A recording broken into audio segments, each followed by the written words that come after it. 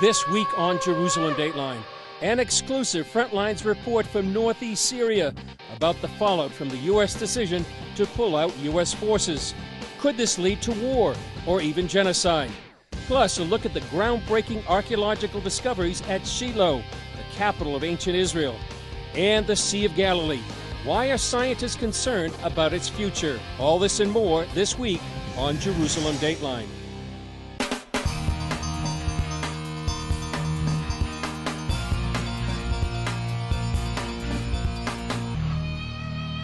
Hello and welcome to this special edition of Jerusalem Dateline. I'm Chris Mitchell, coming to you from northeast Syria with an exclusive report about perhaps the major development in the region.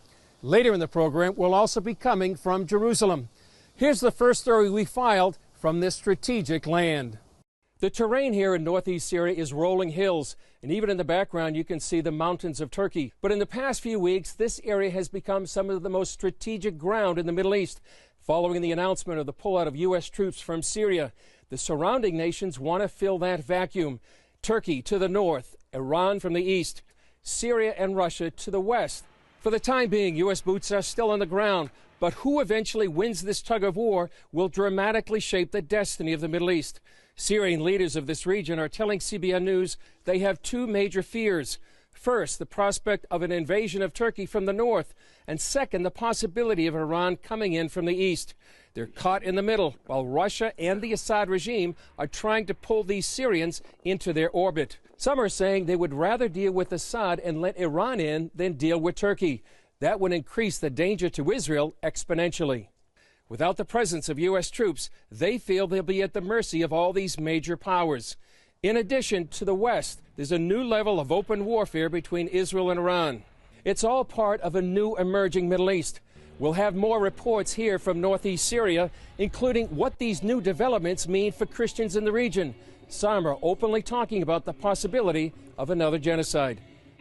To understand more about the situation and what it means for the region, we talked with a chief spokesman for the Syrian Defense Forces, or SDF, Kino Gabriel.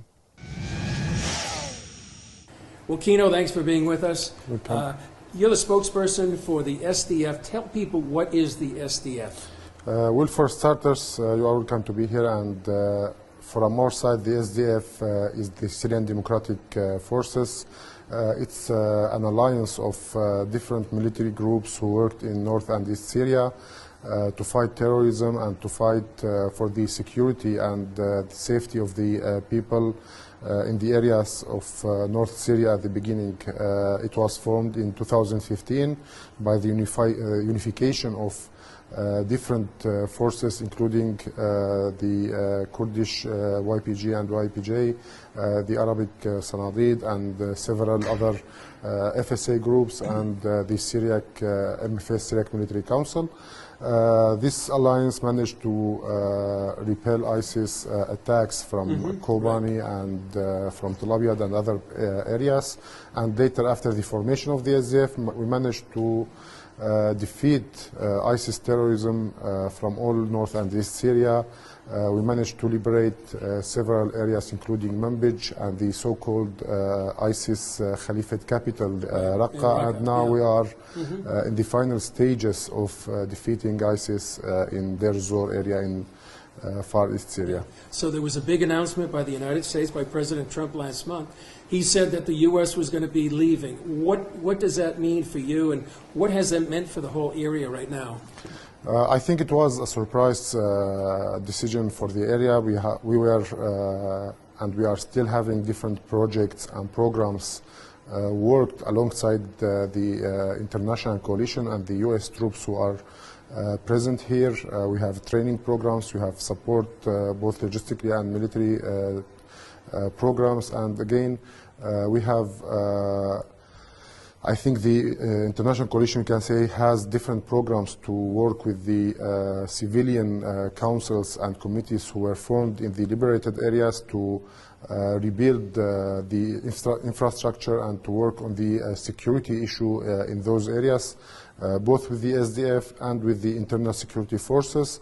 And the international coalition, we are working to fight back the terrorist cells of ISIS and to prevent any terrorist attacks made by them or any other groups who are attempting to destabilize the area at the current time. You talked about the fight against ISIS, and right now we're surrounded by a number of pictures of men and women who have actually fought and died in the fight against ISIS. Talk about them. I mean, we're talking about thousands of men and women. Is that right? That's right. I think it's not only about the SDF. Also, the Syrian people gave a lot of sacrifices. As SDF, I think we have more than 9,000 or 10,000 martyrs who sacrificed their lives during the fight to defeat terrorism in the area, whether it was by Jabhat al-Nusra or by ISIS later.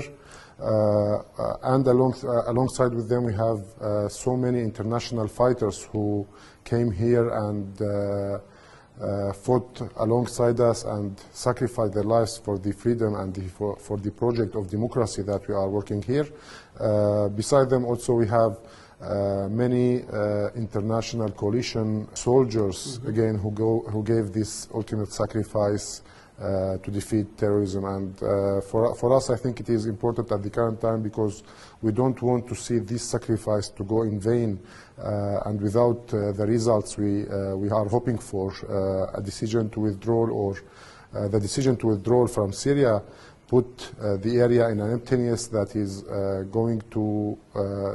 coming with the threat of the re-emergence of ISIS back again, because any kind of a chaos in the area would enable ISIS to reorganize and maybe to take back territory again. You talked about the danger of ISIS. Now that President Trump has made this decision to pull out, what are the other dangers that are surrounding? We've got about 2 minutes left. What are the dangers from Turkey, from Iran, from Russia, from Syria, in your mind? Well, from our side, I think there is different scenarios at the current time, and as forces and political representation of our forces is the Syrian Democratic Council. We are looking for several steps that can be made to ensure the safety of the area. But again, there is a big danger and big threat for the area coming from different players of the Syrian crisis. We have Turkey from the north. We have the Iranians and the Syrian regime from the south who are ready to attack and to take control over the area in Raqqa and Deir ez-Zor, and they already have their militias ready there. We have the threat from Nusra Front and other extreme groups in the east, and of course the small remaining ISIS pocket in the east. Beside them, I think there are several matters that are in discussion with the international coalition currently. The security and the future of the imprisoned foreign ISIS fighters. We have hundreds of those, and what is the situation would be for them and how we are going to deal with that if any attack happened on the area, and the risk of them being released or loosed or escaping from the prison. And alongside it, of course, the matter of the threat of the life of more than 4 or 4.5 million people who are living in North and East Syria. Okay, well, Kino, thank you for your insight and understanding. And we're going to be having another story right now from Julie Stahl, Middle East correspondent from Jerusalem, about talking another conflict between Israel and Iran inside Syria. Tensions are rising between Israel and Iran and Syria.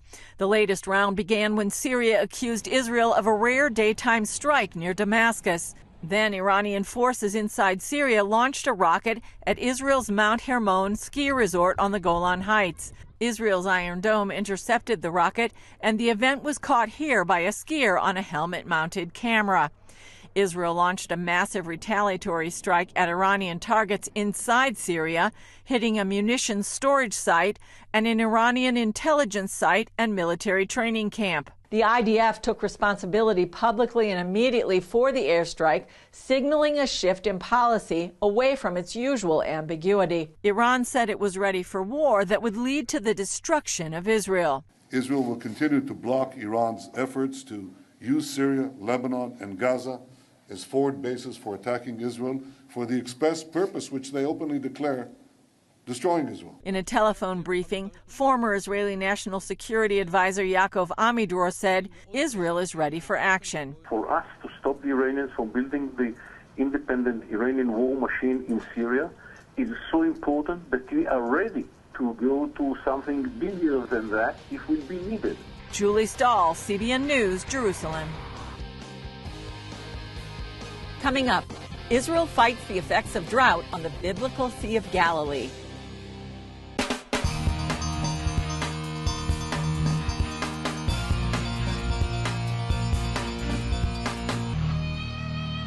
I'm standing here on the Haas Promenade with the Old City of Jerusalem and the Temple Mount behind me.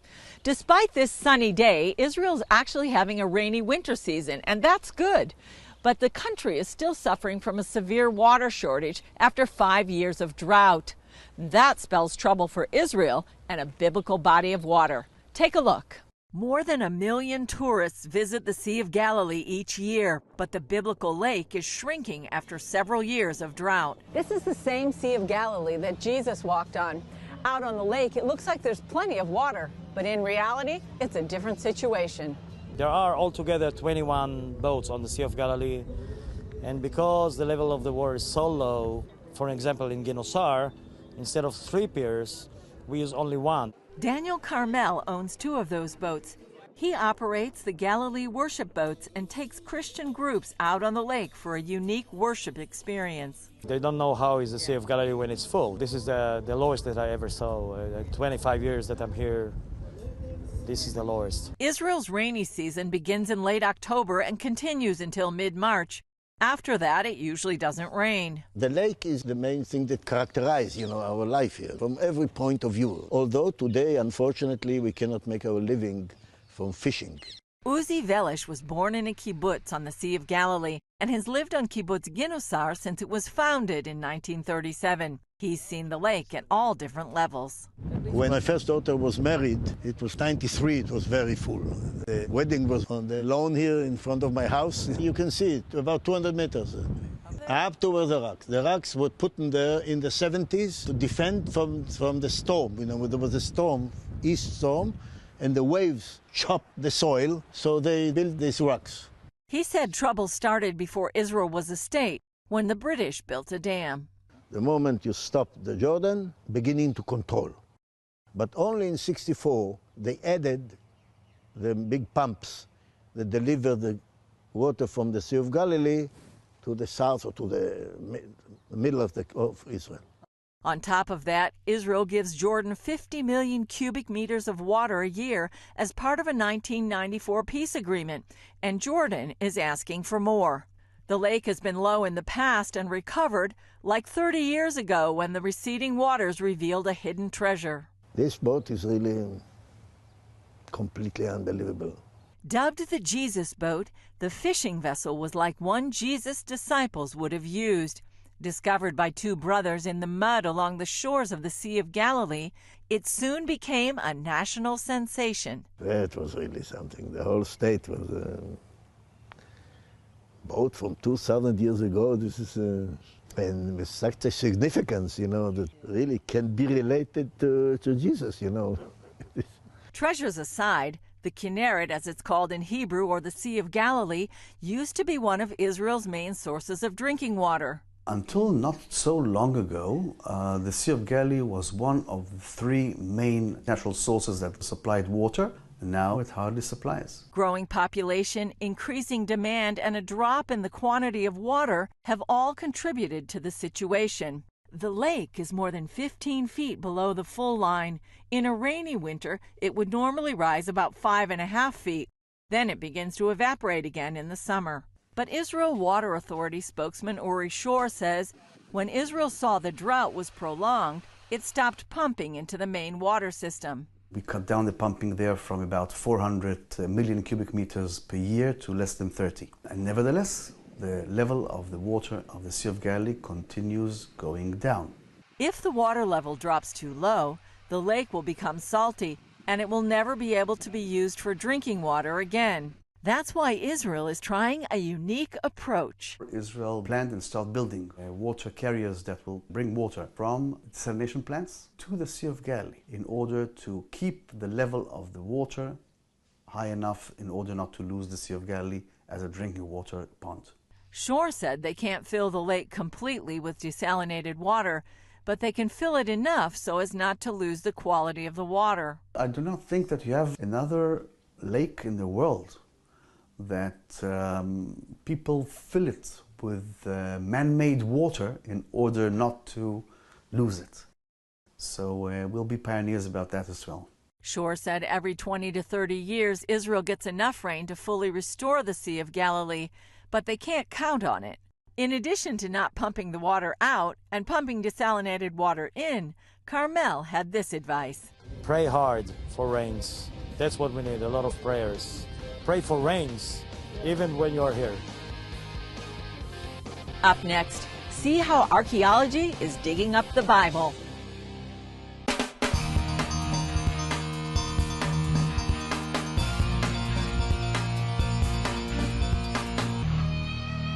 More and more archaeological excavations are validating the Bible.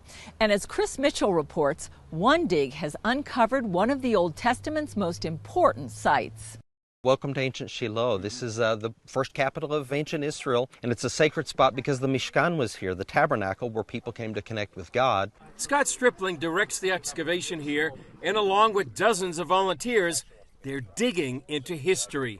We're dealing with real people, real places, real events. This is not mythology. The coins that we excavated today, we're talking about coins of Herod the Great, Pontius Pilate, Festus, Felix, Agrippa I, Agrippa II. The Bible talks about these people. We've got the image right there. That image includes a fortified wall built by the Canaanites. They're finding a treasure trove of artifacts, including coins and 2,000 pieces of pottery a day. Now this one was from yesterday. It's been washed already, so you see the same form right out of the ground in yesterday, and these are those handles from the stone vessels. Remember Jesus' first miracle at Cana, they were stone jars full of water. That's that ritual purity culture of the first century. An archaeologist looks at these shards as a fine timepiece. Just like your great-grandmother's pottery is different from your pottery that you're using today, and once we learn the pottery, then we can use it as our primary means of dating. Stripling says literally digging into the Bible can change your life. You can read the Bible, you can walk the Bible, but the ultimate is to dig the Bible. You know, when we actually get into the soil, like these students from Lee University, they're literally, it's under their fingernails and in their nose and their mouth and their ears, and they're exposing this ancient culture. It becomes one with you. And sort of like we came out of the soil, and as we dig into this soil, we connect with God and with each other, I think, in a very important way. I love getting my hands dirty. I love digging in the dirt. It's my favorite thing. People from all ages man the dig, with the main drivers being students like Abigail. It's tiring and exhausting, but it's really rewarding. It's exciting to find ancient things that have been laying in the dirt just waiting for us for thousands of years. She says the Bible comes alive in the dirt. I read the Bible totally differently than I did before I came here, and when I read the Bible, I know the places, I know what's going on, I understand it more deeply, especially where previous archaeologists have claimed that the archaeology disproves the Bible, but when we dig here, we find that everything matches. You read it in the Bible, you dig in the dirt, and there it is.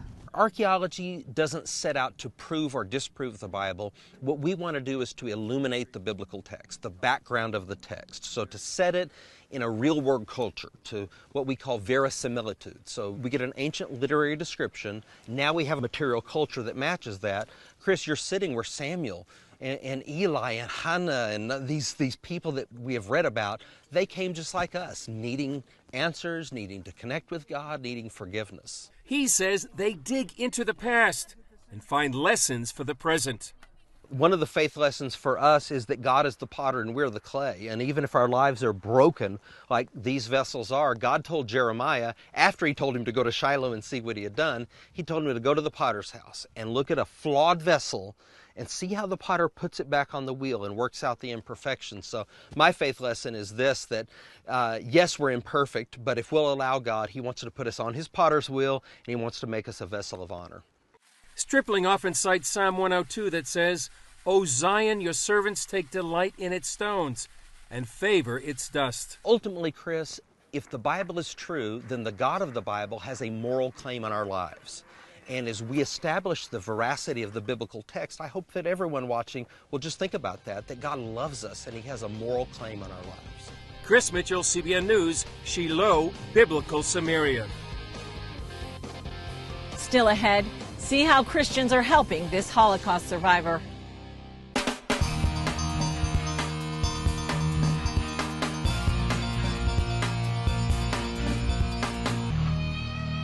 International Holocaust Remembrance Day is January 27th. That's the anniversary of the liberation of the Auschwitz concentration camp. Vera is a Holocaust survivor who lives in Israel. When she had a need, CBN stepped in to help. Vera is a widow and Holocaust survivor. Her family escaped the Minsk ghetto to join resistance fighters in the Belarusian wilderness. There was very little food, and the winters were so cold. Many died in the snow, and there was constant fear of being discovered by the Nazis. Vera told me that after the war, she married a fellow survivor. She and her husband wanted to leave Belarus, but couldn't get through the Iron Curtain. It wasn't until 1991 they were finally able to move to Israel. It was a dream to come here, but it was hard to start a new life. Vera's husband recently died from cancer. Her life got even harder one day when she came home to find the water pipes under her floor had burst. Water was everywhere. Without my husband, I didn't know what to do. I could never afford the repairs. I was devastated. So CBN Israel immediately located a contractor, and we covered the entire cost of the repairs. I was so happy when you told me you were going to fix the pipes and my floor. I had tears of joy. You were my only hope to get it fixed and to have water back in my house. It's a miracle. We also learned that Vera's oven quit working a few years ago, so we bought and installed a brand new one. Now, we also take her groceries regularly and spend time with her. What you do for me and the other survivors means the world. You give real support, and it's wonderful to know that someone cares about us. I am so blessed to know people like you. That's all for this edition. Thanks for joining us. And remember, you can follow us on Facebook, Twitter, Instagram, and YouTube. And remember to pray for the Kurds, the Christians, the Arabs, and others in northeast Syria, and for the peace of Jerusalem. And remember, the God who's watching over Israel and you and me neither slumbers nor sleeps. I'm Julie Stahl. We'll see you next time on Jerusalem Dateline.